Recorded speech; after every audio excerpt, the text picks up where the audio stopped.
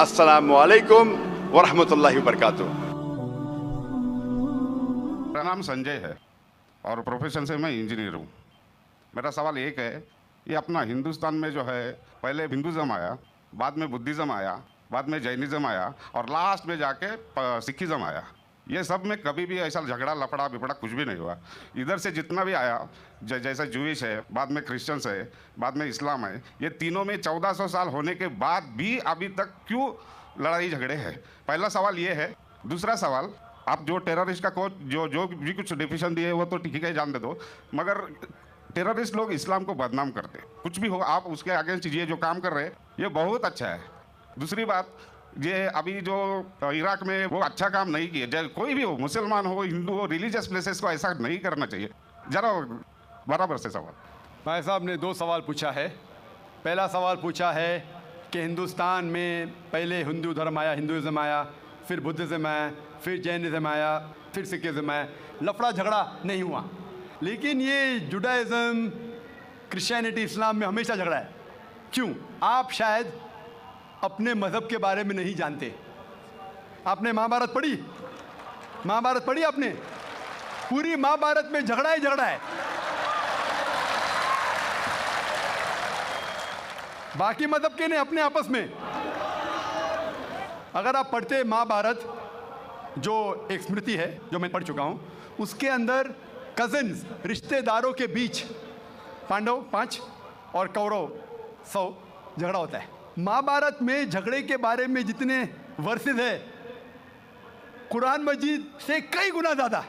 अगर गिनेंगे हम, कुरान मजीद गिनेंगे कितने वर्सेस है, महाभारत में कई ज़्यादा है।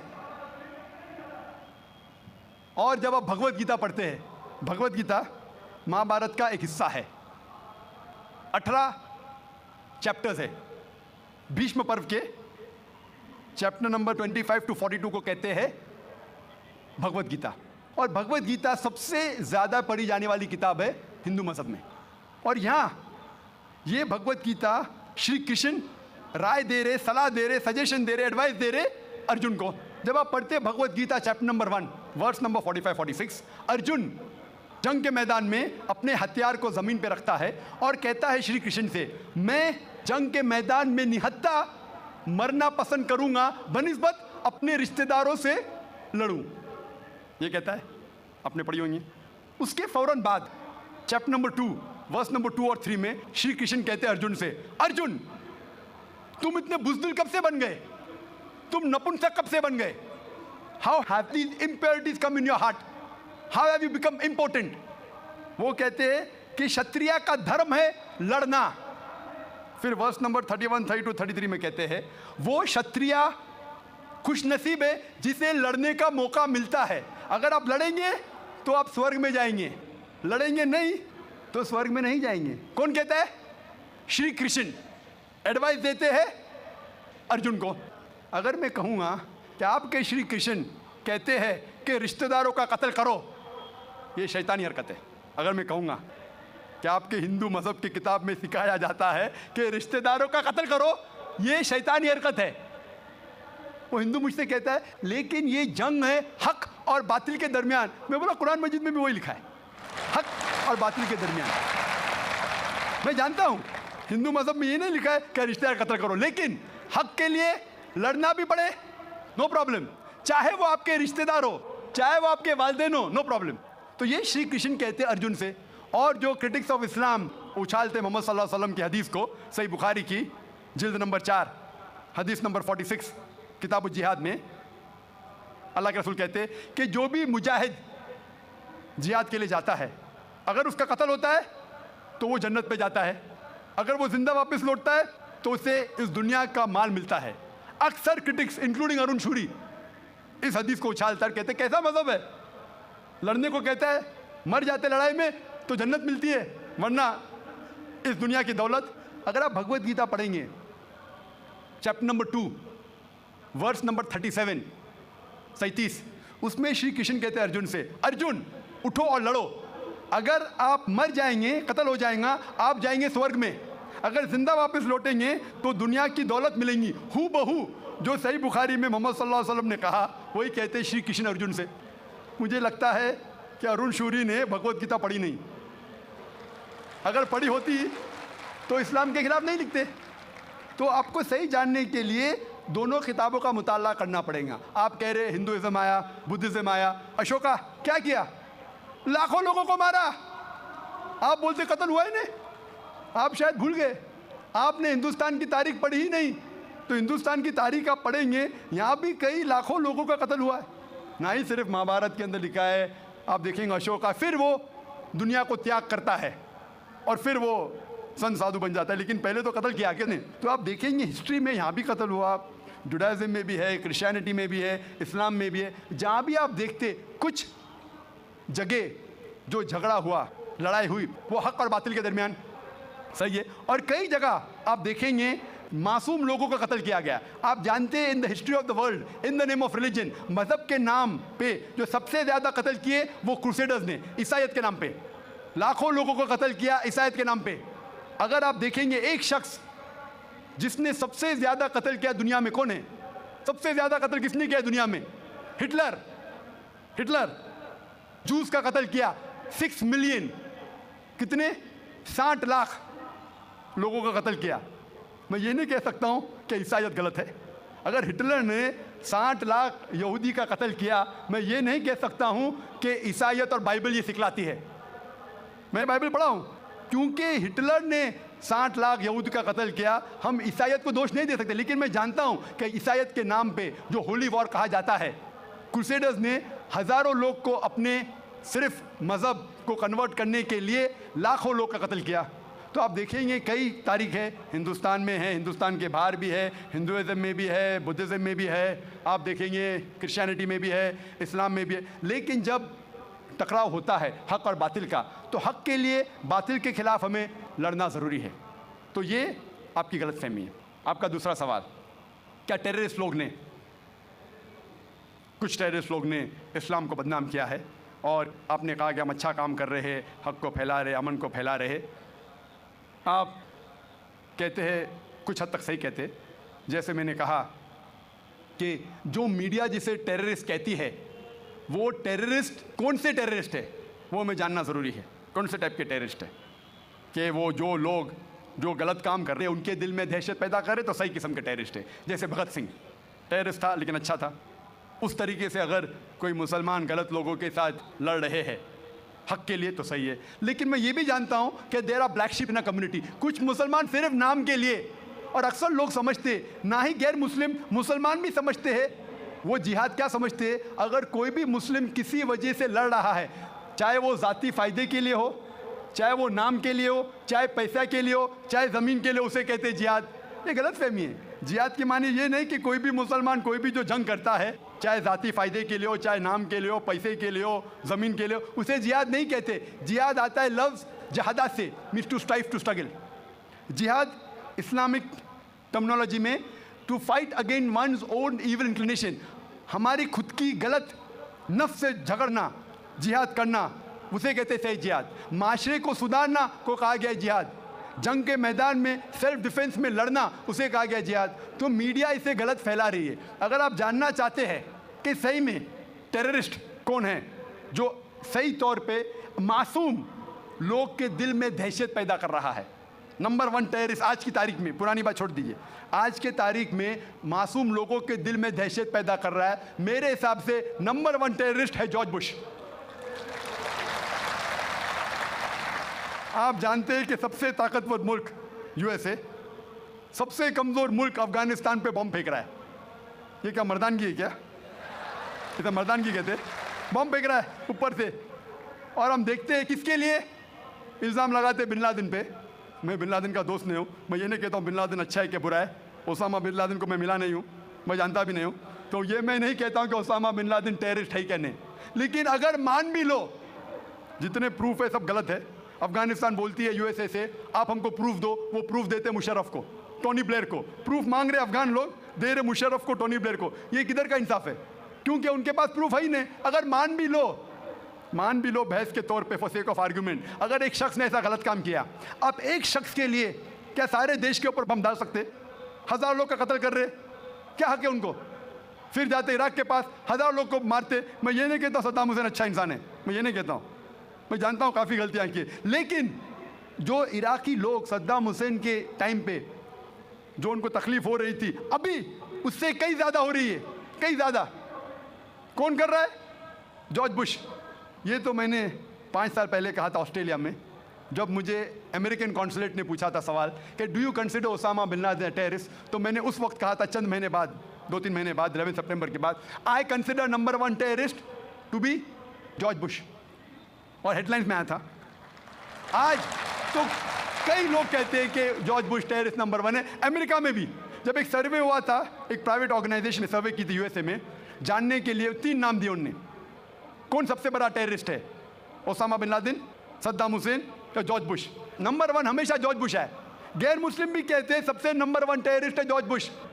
सबसे लोएस्ट परसेंटेज उसको मिला 73%, और कुछ लोग ने 78% लोग ने कहा कि टेररिस्ट नंबर 1 जॉर्ज बुश।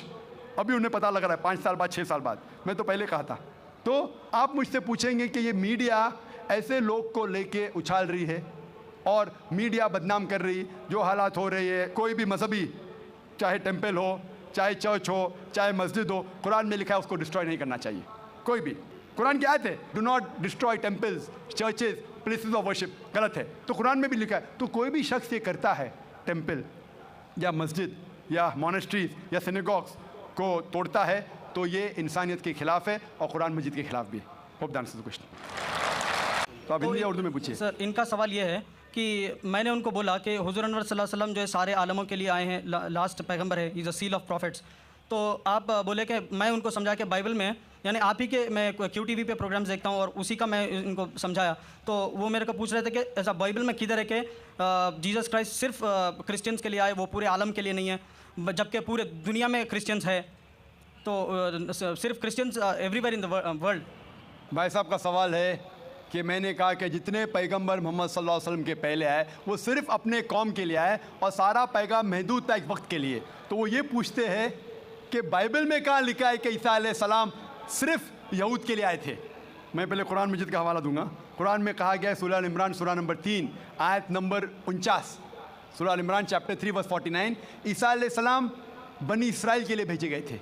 ये लिखा है कुरान मजीद में सूरह सफ़ में भी, सूरह नंबर 61 आयत नंबर 6 में कि ईसा अलैहिस्सलाम बनी इसराइल के लिए आए थे। लेकिन मैं जानता हूँ कि आप ईसाई है, कुरान मजीद में शायद नहीं माने, नो प्रॉब्लम। अगर आप बाइबल पढ़ेंगे, बाइबल में लिखा है gospel of Matthew chapter number 10 verse number 5 और 6 में ईसा अलैहिस्सलाम कहते हैं अपने अपोस्टल से, go ye not into the way of the Gentiles. Gentiles के मानी हैं नॉन जूज, यहूद के अलावा, अगर चाहे वो मुस्लिम हो, हिंदू हो, क्रिश्चियन हो, उन्हें कहते हैं जेंटाइल्स। ईसा अलैहिस्सलाम कहते हैं अपने शागिर्दों से, अपोस्टल से, go ye not into the way of the Gentiles, enter ye not into the city of the Samaritans, but rather go to the lordship of the house of Israel. आप गैर यहूद लोगों के पास मत जाओ, उनके शहर में मत जाओ, एंटर मत करो, लेकिन rather go to the lordship of the house of Israel, उनके पास जाओ जो यहूद लोग हैं, जो भटके हुए लोग हैं, तो यहूदी लोगों में से जो भटक गए हैं अपने दीन से, उनके पास जाओ। ईसा अलैहिस्सलाम फरमाते हैं गॉस्पेल ऑफ मैथ्यू में चैप्टर नंबर 15 वर्स नंबर 24 में, I have not been sent but to the lordship of the house of Israel. मैं नहीं भेजा गया हूँ लेकिन सिर्फ वो यहूदी लोग के लिए जो भटक गए हैं।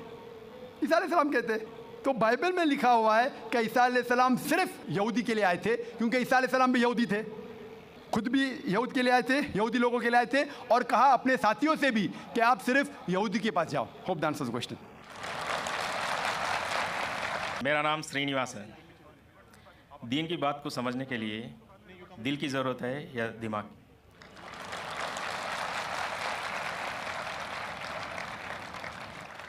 भाई साहब ने अच्छा सवाल पूछा है कि दीन को समझने के लिए दिल की ज़रूरत है क्या दिमाग की? दोनों की ज़रूरत है, दिल की भी और दिमाग की भी, दोनों का कनेक्शन है। दिल की भी ज़रूरत है, दिमाग की भी ज़रूरत है। अगर सिर्फ दिल की बात मानने को कहे और कोई इलॉजिकल बात कही जा रही है, बोलो दिल से मैं मानता हूँ 2 + 2 3 है, 2 + 2 5 है, आपको और कुछ इजाफा करने का सवाल में? जी हाँ बोलिए। मैं आपका प्रोग्राम सुनता हूँ, रब्बी इस्रौली सदरी वयस्सिर ली अमरी वाहलुल उक़दतम मिन लिसानी यफ़क़हू क़ौली। तो सेंटर क्या है? भाई साहब गैर मुस्लिम है और मेरे प्रोग्राम भी देखते हैं और पूछ रहे हैं कि जब मैं हर तकरीर को शुरू करता हूँ तो अल्लाह ताला से दुआ मांगता हूँ, रब्बि इश्रह ली सदरी वयस्सिर ली अमरी वाहलुल उक़दतम मिन लिसानी यफ़क़हू क़ौली, जिसके मानी है रब्बि इश्रह ली सदरी, या अल्लाह सुब्हानहू व तआला, या मेरे रब, मेरे सदर, मेरे सेंटर को बुलंद करो, रब्बि इश्रह ली सदरी वयस्सिर ली अमरी, और मेरे काम को आसान करो, और जो बैरियर है रब्बि इश्रह ली सदरी वयस्सिर ली अमरी वाहलुल उक़दतम मिन लिसानी यफ़क़हू क़ौली, और जो बैरियर है, जो बीच में रुकावट है मेरे और ऑडियंस के बीच में, उसको ख़त्म करो ताकि लोग मुझे समझ सके। ये जो सदर का लफ्ज़ है, इसके अंदर सदर का लफ्ज़ होता है, एक मानी है सीना, ब्रेस्ट, एक्सपैंड बाय ब्रेस्ट, सदर के मानी सेंटर भी है। तो आपने जो सवाल पूछा था कि काम दिल से लेना चाहिए या दिमाग से, तो ये दो मानी है, सदर में है दिल, चेस्ट के अंदर दिल, और ये सेंटर में है दिमाग। तो मैं अल्लाह ताला को दोनों को बुलंद करने के लिए कह रहा हूँ, मेरे दिल को भी और मेरे दिमाग को भी, even my centre, my intelligence as well as my heart. और कई जगह आप देखते हैं जब लैंग्वेज डेवलप होती है, अल्लाह ताला फरमाते हैं कुरान मजीद में, सूरह बकरा में सूरह नंबर 2 आयत नंबर 7 और 8 में, ख़तमल्लाह क़ुलूबिहिम, कि अल्लाह सुब्हानहू व तआला ने कल्ब, हार्ट पे मोहर लगाई है, कल्ब is put a seal on the heart. तो लोग पूछते हैं कि कोई दिल से सोचता है? सोचना तो दिमाग से। तो कल्ब की दो मानी हैं, एक मानी है दिल, एक मानी है इंटेलिजेंस, सेंटर, इंटेलिजेंस। और जब भी ज़बान हम देखते तरक्की करती है तो कई अल्फाज इस्तेमाल में आते हैं। मिसाल के तौर पे अंग्रेज़ी ज़बान में हम कहते हैं लूनेटिक, लूनेटिक मीन्स पागल इंसान को कहते हैं, लेकिन सही मानी लूनेटिक का है स्ट्रक बाय अ मून, जो चांद के ज़रिए जो स्ट्रक होता है, चांद ने उसके ऊपर असर किया होता है, उसे कहते हैं लूनेटिक। बट अंग्रेज़ी में लूनेटिक कहते हैं पागल इंसान को। मैं डॉक्टर हूँ, लूनेटिक मतलब पागल इंसान, लेकिन सही मानी है तर्जुमा है स्ट्रक बाय मून। हम जानते हैं चांद को पागलपन से कोई लेना देना नहीं है। हम लफ्ज़ इस्तेमाल करते हैं डिज़ास्टर, डिज़ास्टर मतलब कोई खौफनाक चीज़, कोई चीज़ गलत काम जो होता है, डिज़ास्टर लाइक फ्लड हो जाता है, सुनामी, अर्थक्वेक। लेकिन डिज़ास्टर की सही मानी है ईविल स्टार, ईविल सितारा। हम जानते हैं सितारों का कोई लेना देना नहीं है अर्थक्वेक से या बाढ़ से, लेकिन फिर भी this is development of a language. हम कहते हैं सनराइज, सनराइज मतलब सूरज उगता है, निकलता है। हम साइंस में जानते हैं सूरज ना राइज होता है ना सेट होता है, फिर भी हम सनराइज और सनसेट कहते हैं।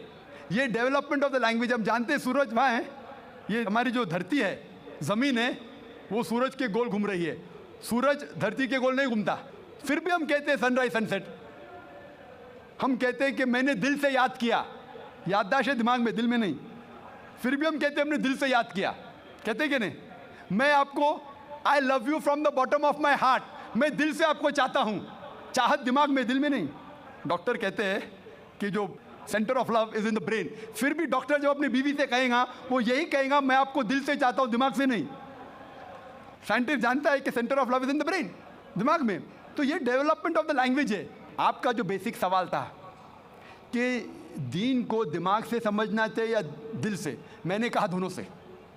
अगर आप दिल कहते हैं मैं अंदरूनी चाहत, वो इंपॉर्टेंट है, लेकिन दिमाग को बंद नहीं कर सकते। आप अंधविश्वास नहीं कर सकते। आपने कहा कि मेरा मज़हब कहता है 2 जमा 2 3, हाँ मैं दिल से मानता हूँ, मान लिया, दिमाग कहता है नहीं, गलत है। तो दिल से भी काम लेना चाहिए, दिमाग से भी काम लेना चाहिए। इसीलिए कुरान मजीद में कई जगह लिखा है कि ये एक पैगाम है समझदार लोगों के लिए जो दिमाग से सोचते हैं, और साथ साथ दिल वालों के लिए भी है, दोनों के लिए। तो दोनों साथ साथ होना चाहिए। इस्लाम इसीलिए मैंने कहा ऐसा मज़हब है जो दोनों ज़रूरियात पूरी करता है, बॉडी की, जिस्म की भी और रूहानी भी, स्पिरिचुअल भी। ये वाहिद मज़हब है जो दिल को भी तसल्ली देता है और दिमाग को भी। बाकी जितने दीगर मसाइब तकरीबन स्पिरिचुअल बात करते हैं, कुरान दोनों takes care of the spiritual need as well as the physical need. Hope that answers the question. जी खुशामदीद दोस्तों, उम्मीद करता हूँ वीडियो आपने पूरी देखी होगी और आपको पसंद भी आई होगी। भाई का सवाल कुछ अजीब सा था कि इस्लाम और ईसाईयत 1400 साल गुजरने के बावजूद इसमें लड़ाई और झगड़े ख़त्म नहीं होते। جبکہ ہندوازم اور سکھزم اور جینزم اس میں سے لڑائی جھگڑے بالکل بھی نہیں ہے۔ تو یہاں پر جو ہے نا یہ ڈاکٹر ذاکر نائک نے جو بات کی بہت زبردست بات کی اور ایسے جواب بھی وار کیا کہ بندے نے جو سوال کیا وہ خود بھی حیران ہو گئے کہ میں نے یہ سوال کیا کیوں۔ ڈاکٹر ذاکر نائک نے جواب دیا کہ آپ ذرا خود اپنی بہارت اٹھا لے، اور اس میں جھگڑے ہی جھگڑے، میاں بیوی کی جھگڑے اور بہو اور ساس کی جھگڑے، یہاں تک کہ جو آپ انڈیا کے ڈرامے دیکھتے ہیں یا انڈیا کی فلمیں آپ دیکھتے ہیں اس میں مثال بھی یہی دیا جاتا ہے کہ آپ نے ہر ایک چیز کی ماں بہارت کر لی۔ تو آپ کے خود اپنی کتابوں میں اتنی لڑائی جھگڑے ہیں تو آپ کیوں اسلام کی طرف آتے ہیں؟ جب آپ خود آپ کی جو کتاب ہے اور آپ کے خود جو اپنا مذہب ہے وہ سب سے جو ہے نا بری ہوئی ہے لڑائی اور جھگڑوں سے۔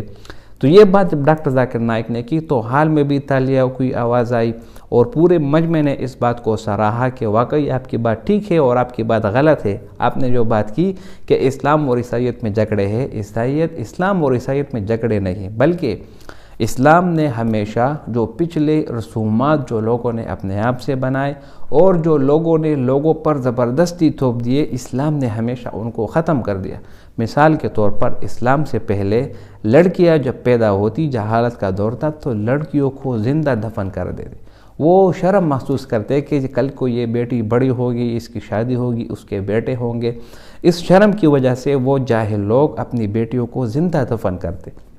اسلام نے اس کے اوپر ایک ضرب کاری لگائی۔ اسلام جب آیا اس نے عورت کے حقوق مقرر کیے، عورت کو عزت دی، اور عورت کو عزت دی 4 شکلوں میں، بیوی کی شکل میں، بیٹی کی شکل میں، ماں کی شکل میں اور بہن کی شکل میں۔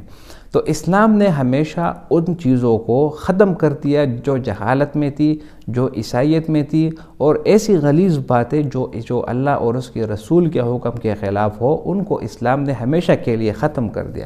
آپ کے مذہب میں ہے، اسلام نے اس کو ختم کر دیا، اس لیے آپ اس کو جھگڑے کے نام سے جواب دیتے۔ یہودی عیسائیت ہمیشہ 3 خداؤں میں یقین رکھتے ہیں، اس لیے اللہ تعالیٰ فرماتے ہیں لَقَدْ كَفَرَ الَّذِينَ قَالُوا إِنَّ اللَّهَ ثَالِثُ ثَلَاثَةٍ، اور اسی طرح دوسری جگہ آتا ہے وَلَا تَقُولُوا ثَلَاثَةٍ، ایسا نہ کہو کہ 3 خدا ہے، خدا صرف ایک ہے۔ نہ ہی عیسیٰ علیہ السلام نے جو ہے نا اس کو عیسیٰ علیہ السلام نے کبھی بھی 3 خداؤں کا جو ہے نا ایک ذکر نہیں کیا، نہ ہی کبھی یہ کہا کہ میں خدا کا بیٹا ہوں۔ تو ایسی باتوں کو رد کرنا اور ایسی باتوں کو ختم کرنا، یہ کارنامہ اسلام نے سر انجام دیا۔ اسلام جب آیا، اسلام نے عورت کو بھی حقوق مقرر کیے اور ہر ایک کو اپنے اپنے حقوق برابر تقسیم کر دیے۔ تو آپ ذرا خود اپنی بھارت کو دیکھ لیں اور اسی طرح خود اپنی کتاب کو دیکھ لیں، طبقاتی نظام بھی آپ نے قائم کیا۔ اگر آپ ہندوازم کا مطالعہ کریں تو ہندوازم میں طبقانہ نظام بہت زیادہ ہے، برہمن، شودر اور اسی طرح کچھ عجیب و غریب نام آپ لوگوں نے رکھے ہوئے ہیں۔ تو لوگوں کو ذات پات میں تقسیم کرنا یہ سب ہندوازم میں ہے۔ اچھا، اگر سکھزم کی طرف آئے، آپ کہتے ہیں اس میں جھگڑا نہیں، سکھزم میں بعض سکھ جو ہے نا وہ بالوں کو نہیں کاٹتے ہیں، بعض کاٹتے ہیں۔ اب یہاں پر کیا مسئلہ ہے؟ تو بات یہ ہے دوسرے کی طرف کیچڑ اچھالنے سے ذرا پہلے اپنے گریبان میں بھی جانچیں کہ خود آپ کا مذہب کیا ہے۔ تو بھائیو دوستو، اسلام نے ہمیشہ یکسانیت اور تمام لوگوں کو یکساں حقوق فراہم کیے۔ اسلام نے ہمیشہ اس بات پر زور دیا کہ آپ اپنے حقوق کے ساتھ لوگوں کے حقوق بھی ادا کریں، اور اسلام نے جو امن والا پیغام پوری دنیا کو دیا وہ کسی دوسرے مذہب نے ابھی تک بالکل نہیں دیا۔ اگر آپ قرآن دیکھ لیں، قرآن میں اللہ تعالیٰ فرماتے ہیں کہ اگر آپ نے ایک انسان کی جان بچائی تو آپ نے پوری انسانیت کو بچائی، اور اگر آپ نے ایک انسان کو قتل کیا بغیر کسی گناہ کے تو اس طرح گویا آپ نے پوری انسانیت کو قتل کر دیا۔ یہ جملہ آپ کو اسلام کے علاوہ کسی دوسرے مذہب میں نہیں ملے گا، نہ یہودیت میں، نہ عیسائیت میں، اور نہ ہی ہندوازم میں۔ تو ڈاکٹر ذاکر نائک نے بہت بہترین جواب دیا، اور امید کرتا ہوں ویڈیو بھی آپ کو پسند آئی ہوگی۔ اگر ویڈیو آپ کو پسند آئے تو اس چینل کو سبسکرائب کریں۔ بہت شکریہ۔